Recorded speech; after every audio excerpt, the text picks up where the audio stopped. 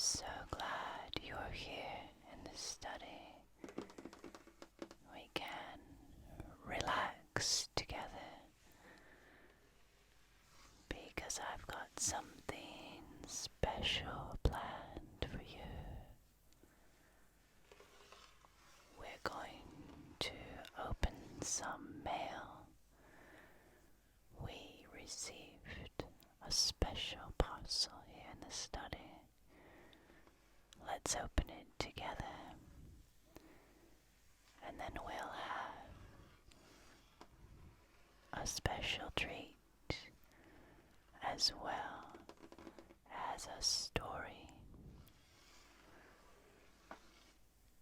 But first, I want to share with you a sound that I've found that I really love to put us into a nice state of relaxation. See if you can guess what it is.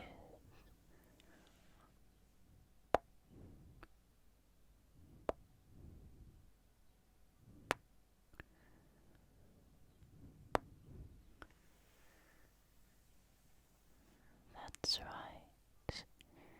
It's the sound of a kiss. A soft kiss before bedtime. The kiss of calm as a fairy of dusk traveling through the forest, kissing all of the flowers and creatures into a magical, sleepy dreamland.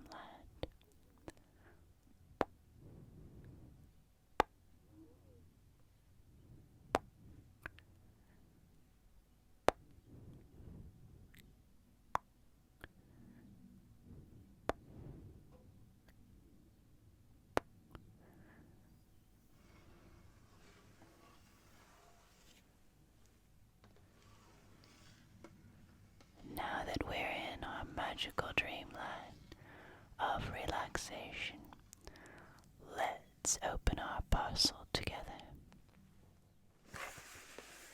This parcel comes from France.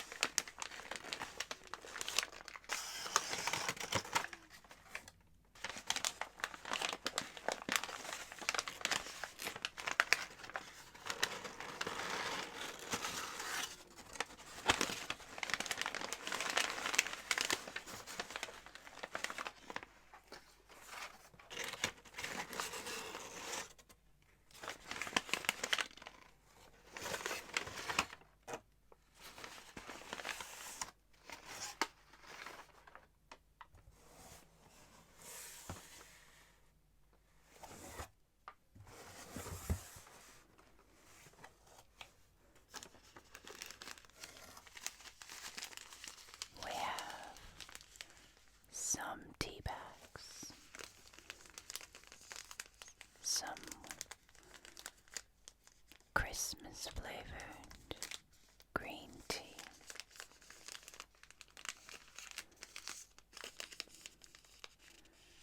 oolong tea, salted butter caramel flavor,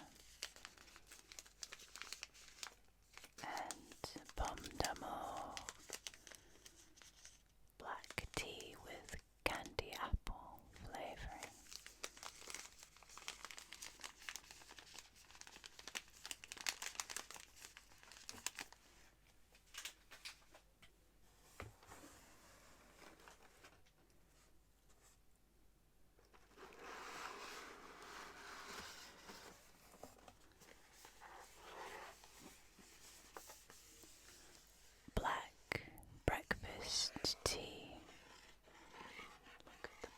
box. Isn't the box beautiful? It has a pattern on it.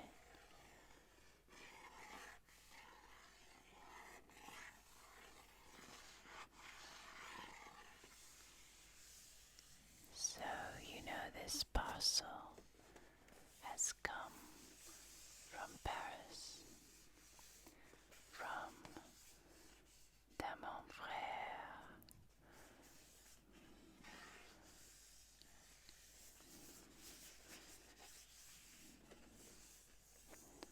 Definitely my favorite tea shop.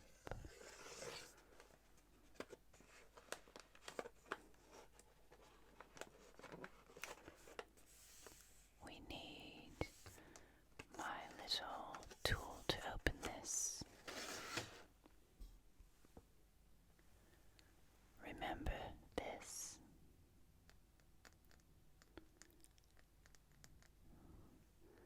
This little thing that looks like a letter opener. It has some faces and some patterns, and I think it came from South America. I found it in my mother's things after she died. My mother was a prolific traveler. She picked up things from all over the world, so there's lots of things I found that probably have stories behind them that I don't know about. But this one makes some nice sounds, and we're going to open our tea box with that.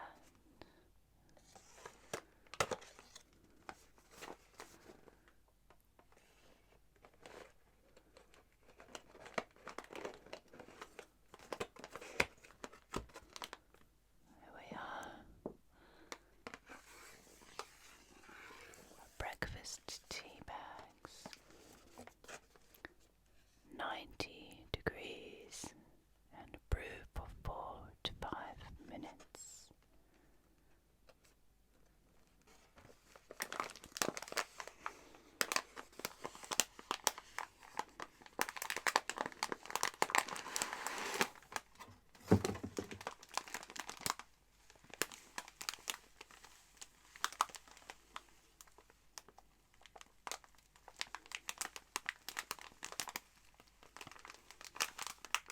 You can see the tea leaves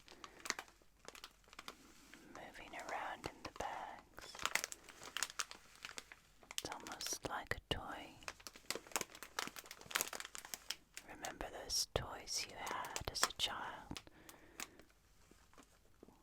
where you could see the little balls or little rattly things moving around?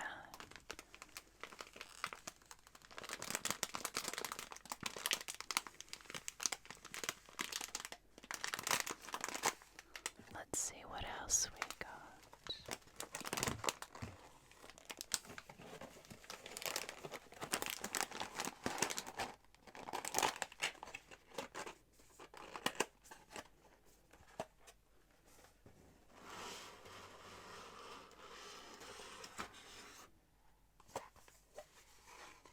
More aromatic black tea.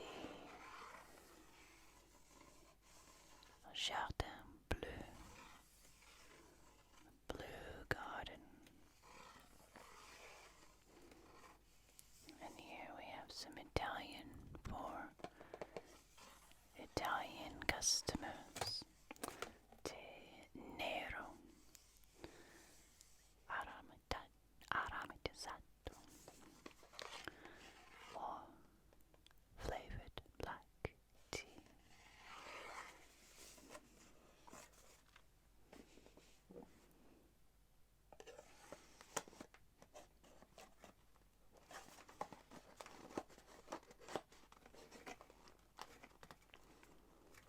These boxes are hard to open.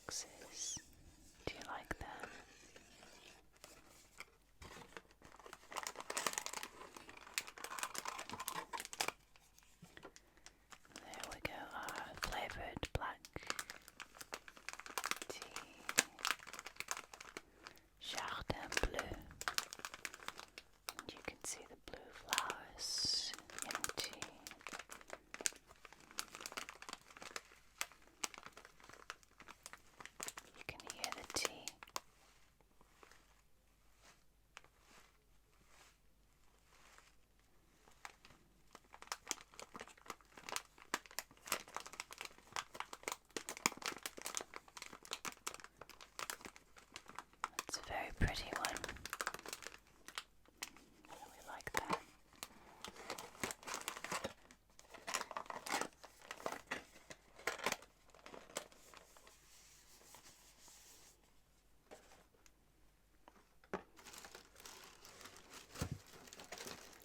Something special.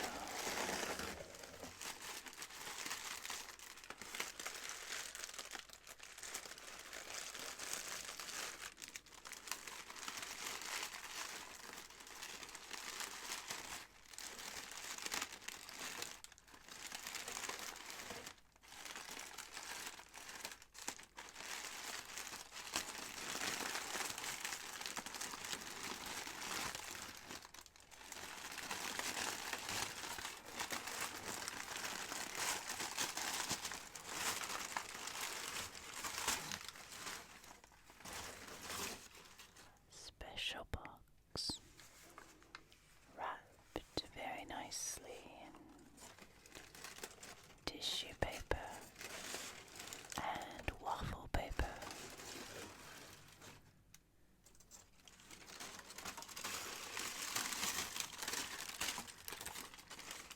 Do you like tissue paper?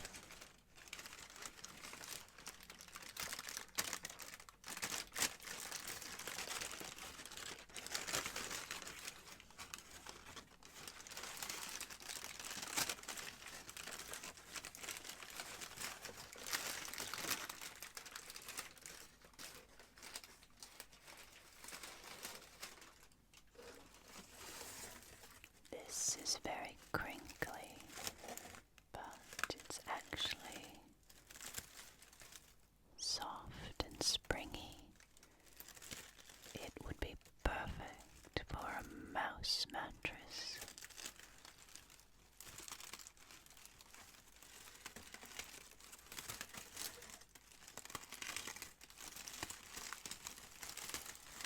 Let's see what's in the box.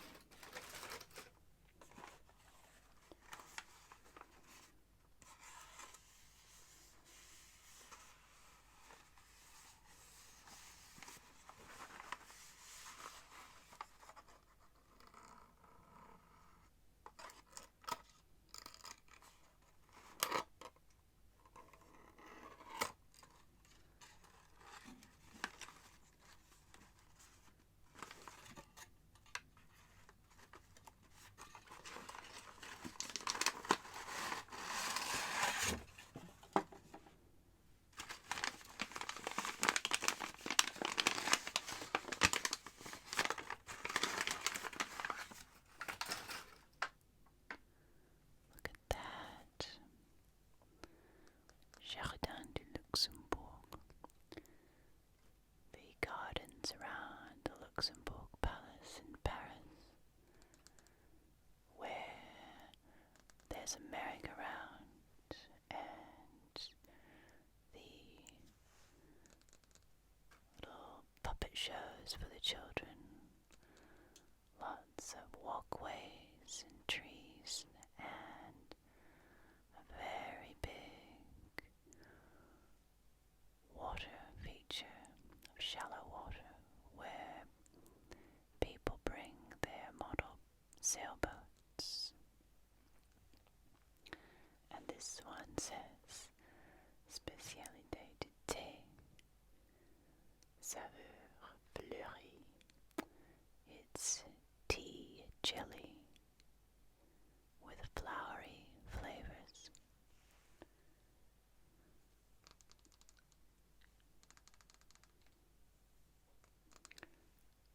So maybe it will remind us of the gardens at the Luxembourg Palace.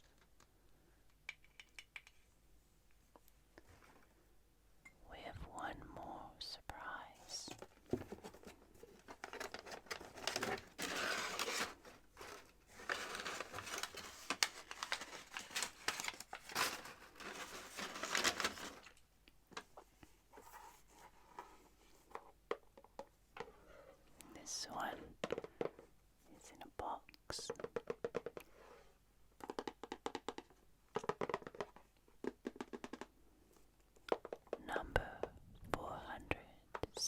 47. Miss Demo.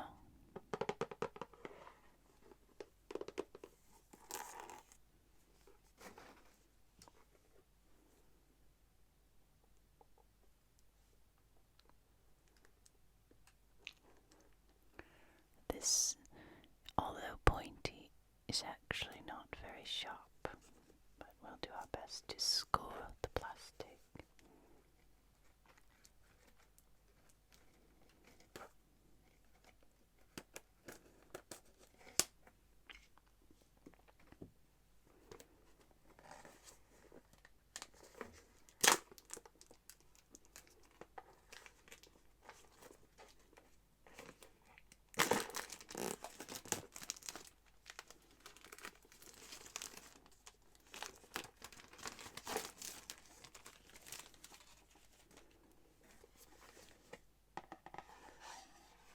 Look, it's got a little satin pull ribbon.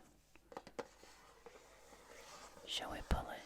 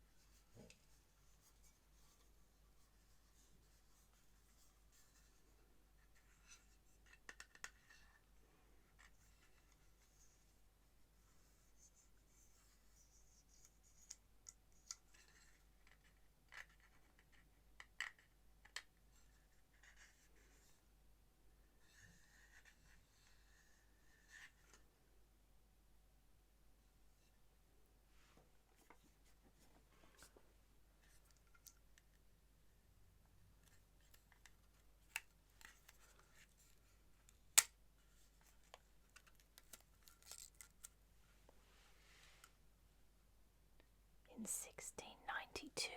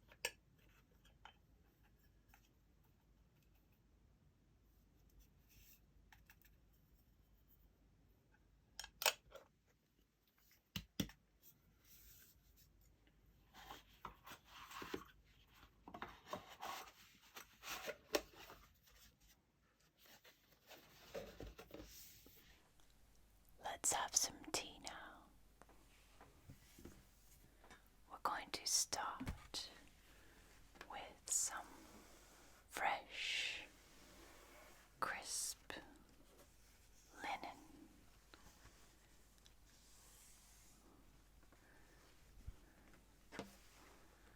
All starched, yet soft,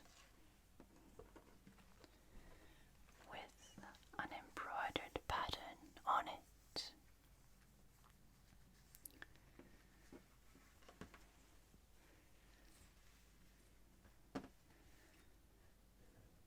Put those like that there.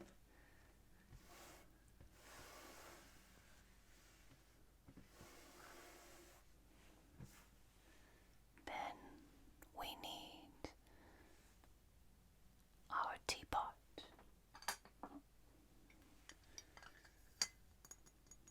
I'm going to use this glass one.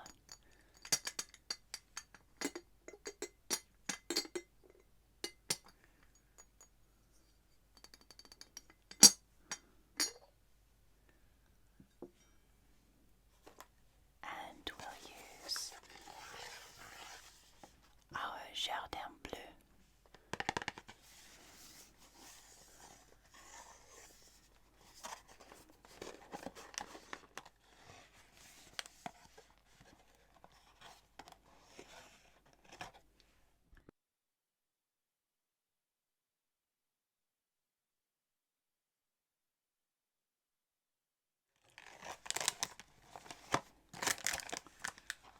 It smells absolutely divine.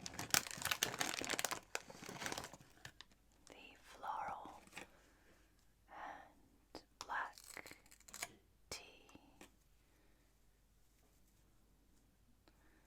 Isn't it beautiful?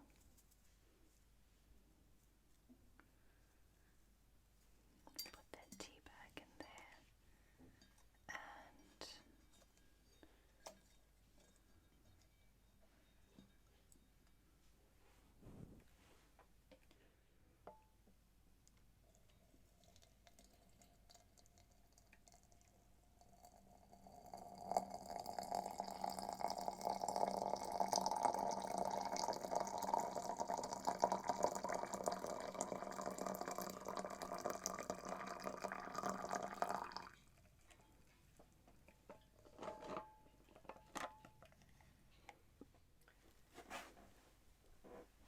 and that's going to get nice and warm. Better put a coaster.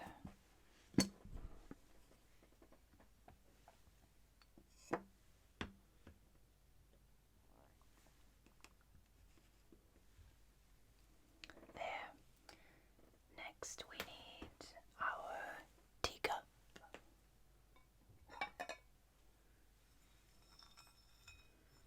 We'll use this one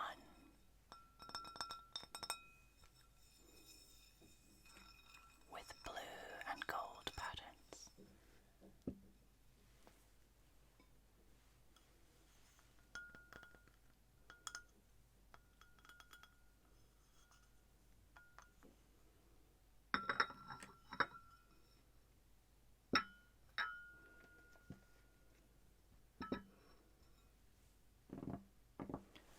And because we're going to open our Jardin de Luxembourg specialty tea jelly,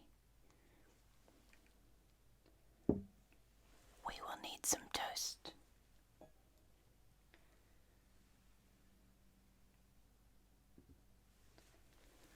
There, we're all set.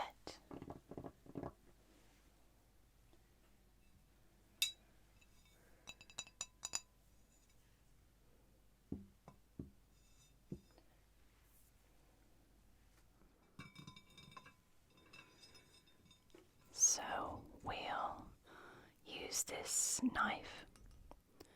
It has a little fawn and some bees on it, and spread some of this lovely Jardin de Luxembourg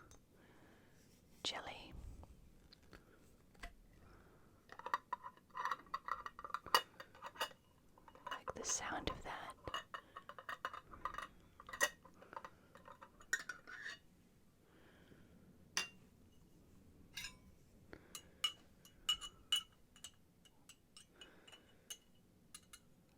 It's golden and it smells lovely, like tea. Very floral, almost like honey jam.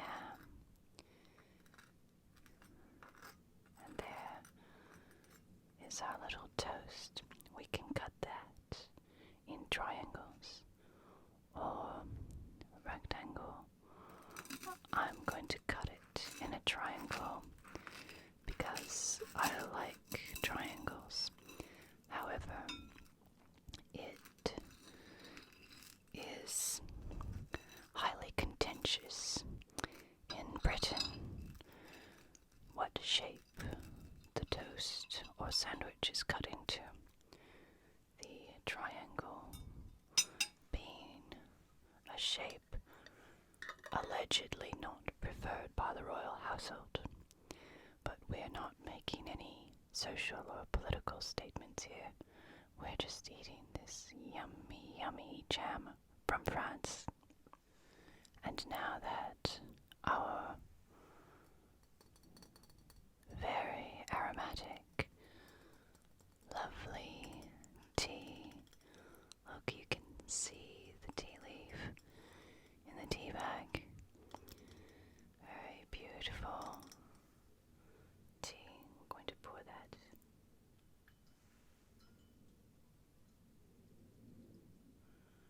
Got the beautiful color. A very honey brown with a tinge of pink for the floral tea, and it smells wonderful. Look at that.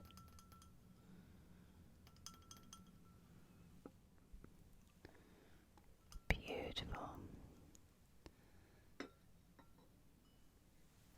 And the toast is lovely. Aromatic and crunchy. What a perfect tea time snack. And I'll put that there.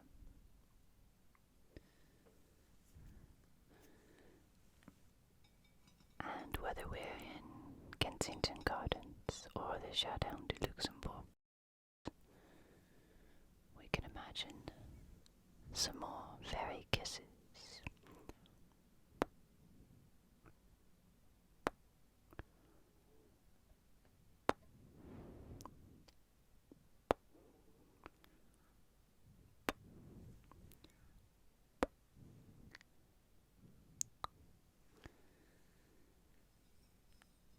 And as we enjoy our tea and toast, I'll read you a story.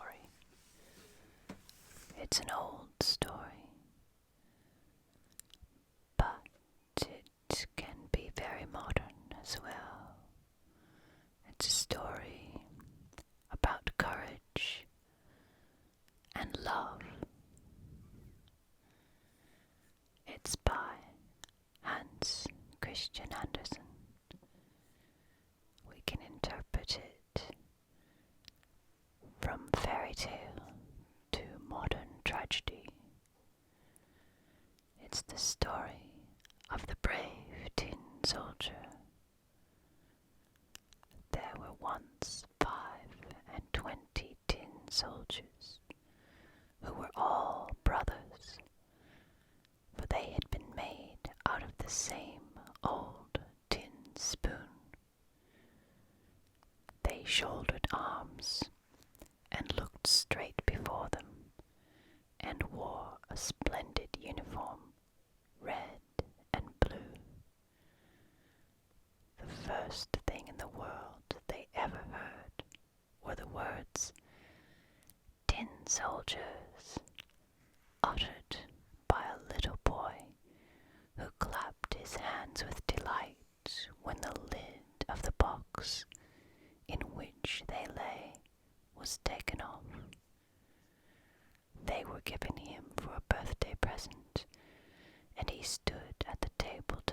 up. The soldiers were all exactly alike, excepting one, who had only one leg. He had been left to the last, and by then there was not enough of the melted tin to finish him, so they made him to stand firmly on one leg, and this caused him to be very remarkable. The table on which the tin soldiers stood was covered with other playthings, but the most attractive to the eye was a pretty little paper castle. Through the small windows, the rooms could be seen. In front of the castle, a number of little trees surrounded a piece of looking glass, which was intended to represent a transparent lake. Swans made of wax swam on the lake, and they were reflected in it. All this was very pretty, but the prettiest of all was a tiny little lady who stood at the open door of the castle. She also was made of paper, and she wore a dress of clear muslin with a narrow blue ribbon over her shoulders, just like a scarf. In front of this was fixed a glittering tinsel rose, as large as her whole face. The little lady was a dancer, and she stretched out both her arms and raised one of her legs so high that the tin soldier could not see it at all, and he thought that she, like himself, had only one leg. "That is the wife for me," he thought, "but she is too grand and lives in a castle where I have only a box to live in. 25 of us all together. That is no place for her. Still, I must try and make her acquaintance." Then he laid himself at full length on the table behind a snuff box that stood upon it, so that he could peep at the little delicate lady, who continued to stand on one leg without losing her balance. When evening came, the other tin soldiers were all placed in the box, and the people of the house went to bed. Then the playthings began to have their own games together, to pay visits, to have sham fights, and to give balls. The tin soldiers rattled in their box. They wanted to get out and join the amusements, but they could not open the lid.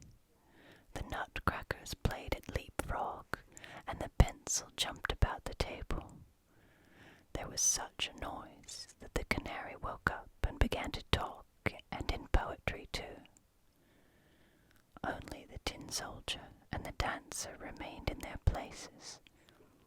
She stood on tiptoe with her legs stretched out, as firmly as did the soldier on his one leg. He never took his eyes from her for even a moment. The clock struck 12, and with a bounce, up sprang the lid of the snuff box. But instead of snuff, there jumped a little black goblin, for the snuff box was a toy puzzle. "Tin soldier," said the goblin, "don't wish for what does not belong to you." But the tin soldier pretended not to hear. "Very well, wait till tomorrow then," said the goblin. When the children came in the next morning, tin soldier in the window. Now, whether it was the goblin who did it, or the draught, is not known. But the window flew open, and out fell the tin soldier, heels over head, from the third story into the street beneath. It was a terrible fall, for he came head downwards, his helmet and his bayonet stuck in between the flagstones, and his one leg up in the air.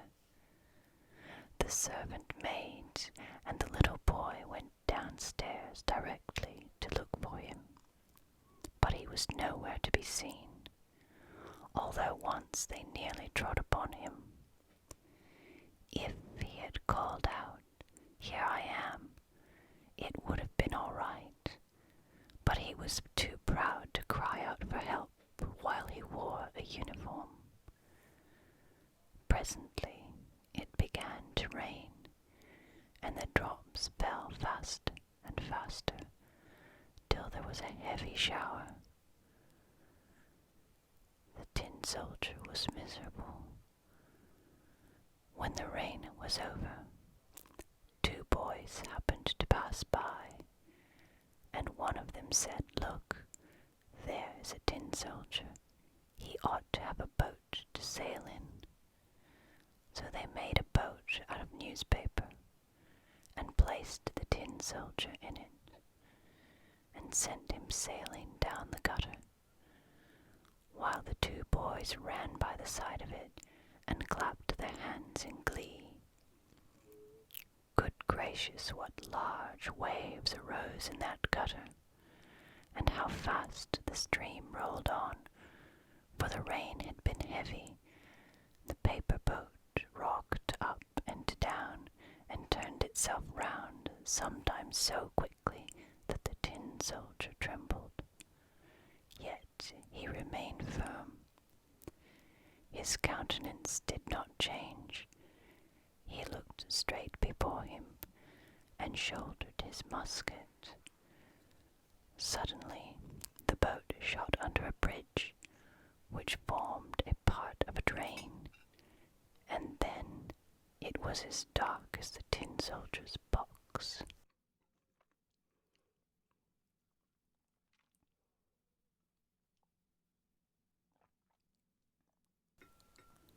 "Where am I going now?" thought he. "This is the black goblin's fault, I am sure. Ah, well, if the little lady were only here with me in the boat, I should not care for any darkness." Suddenly there appeared a great water rat, who lived in the drain. "Have you a passport?" asked the rat. "Give it me at once." But the tin soldier remained silent, and held his musket tighter than ever. The boat sailed on, and the rat followed it. How he did gnash his teeth, and cry out to the bits of wood and straw, "Stop him, stop him! He has not paid toll, and has not shown his pass." But the stream rushed on, stronger and stronger. The tin soldier could hardly see daylight shining where the arch ended. Then he heard a roaring sound, quite terrible enough to frighten the bravest man. At the end of the tunnel, the drain fell into a large canal over a steep place, which made it as dangerous for him as a waterfall would be to us. He was too close to it to stop, so the boat rushed on, and the poor tin soldier could only hold himself as stiffly as possible, without moving an eyelid, to show that he was not afraid. The boat whirled round 3 or 4 times, and then filled with water to the very edge. Nothing could could save it from sinking. He now stood up to his neck in water, while deeper and deeper sank the boat, and the paper became soft and loose with the wet, until at last the water closed over the soldier's head. He thought of the elegant little dancer whom he should never see again, and the words of the song sounded in his ears. Farewell, warrior, ever brave, drifting onward to thy grave.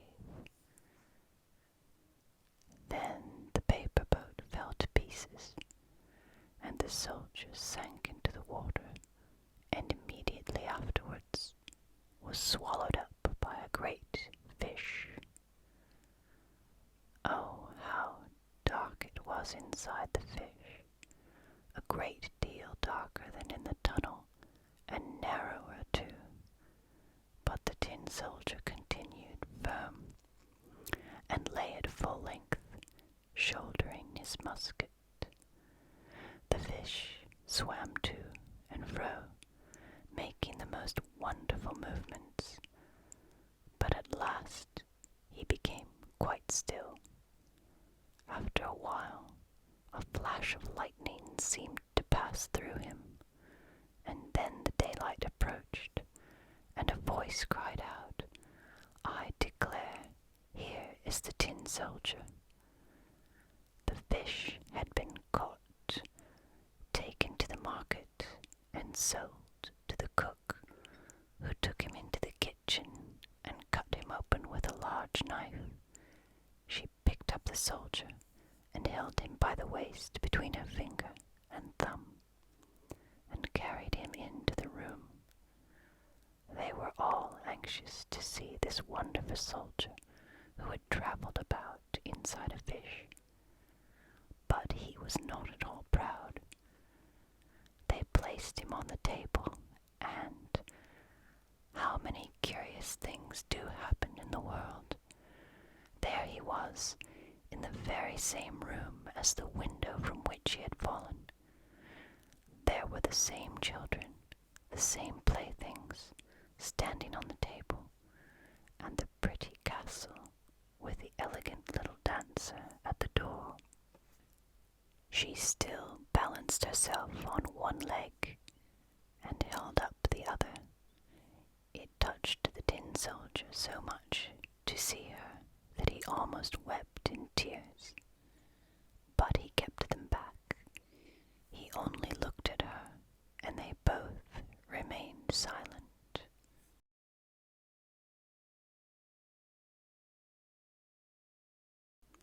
Presently, one of the little boys took up the tin soldier and threw him into the stove. He had no reason for doing so. Therefore it must have been the fault of the black goblin who lived in the snuff-box. The flames lighted up the tin soldier as he stood. The heat was terrible, but whether it proceeded from the real fire or from the fire of love, he could not tell. Then he could see that the bright colors were faded from his uniform, but whether they had been washed off during his journey or from the effects of his sorrow, no one could say. He looked at the little lady, and she looked at him. He felt himself melting away, but he still remained firm with his musket on his shoulder. Suddenly the door of the room flew open, and the draught of air caught up the little dancer. She fluttered like a sylph right into the stove by the side of the tin soldier, and was instantly in flames and was gone. The tin soldier melted down into a lump of tin, and the next morning, when the maidservant took the ashes out of the stove, she found him in the shape of a little tin heart. But of the little dancer nothing remained but the tinsel rose, which was burnt black as a cinder.